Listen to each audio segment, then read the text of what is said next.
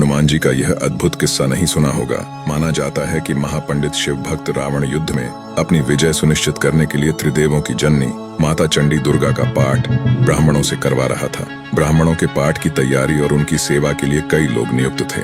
उन्हीं लोगों के बीच हनुमान जी भी ब्राह्मण बालक का रूप धरकर ब्राह्मणों की सेवा में जुट गए। हनुमान जी को ज्ञानी नामाग्रगण्यम भी कहा जाता है, अर्थात ज्ञान के भंडार।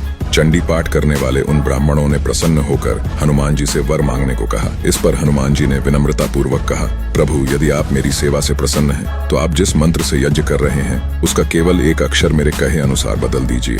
माना जाता है कि स्वयं हनुमान जी शास्त्रों के ज्ञाता है, उनके जैसा ज्ञानी अन्य कोई नहीं है। इसलिए हनुमान जी चंडी पाठ के लिए उच्चारित किए जा रहे एक एक मंत्र का गूढ़ अर्थ जानते थे, जबकि मंत्रों का इतना गहन ज्ञान उन ब्राह्मणों को नहीं था। सो वे ब्राह्मण हनुमान जी के इस रहस्य को समझ न सके और जल्दबाजी में तथास्तु कह दिया। दरअसल हनुमान जी ने चंडी पाठ के जयादेवी भूर्तिहरिणी वाले मंत्र में ह के स्थान पर क उच्चारित करने का निवेदन किया, जिसे उन ब्राह्मणों ने मान लिया था।